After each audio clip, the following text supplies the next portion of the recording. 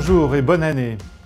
L'année 2019 a été assez paradoxale puisqu'elle a démarré pendant le long mois avec des incertitudes sur la croissance américaine et notamment la guerre commerciale.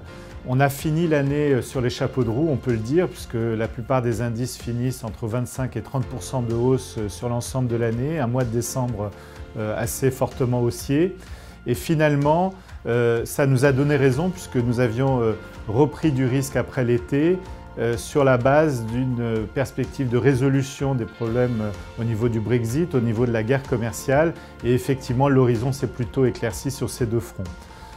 On démarre l'année 2020 avec quelques inquiétudes du côté des tensions Iran-États-Unis, peut-être quelques tensions sur le pétrole aussi en ce mois de janvier, mais globalement, l'aspect guerre commerciale d'une part et Brexit qui sont deux facteurs fondamentaux qui ont maintenu beaucoup d'investisseurs en dehors des marchés d'actifs risqués sont en voie de résolution et c'est ce qui nous permet d'être encore une fois constructifs à la fois sur les actions, sur le crédit pour l'année 2020.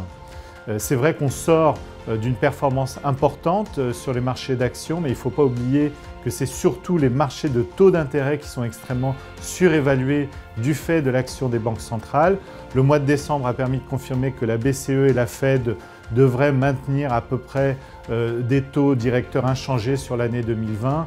Et donc ça nous conforte plutôt. Ça veut dire qu'il y a plutôt un accompagnement fort des banques centrales pour nos économies et ça devrait inciter encore une fois les investisseurs à rester plutôt sur les actions sur cette année.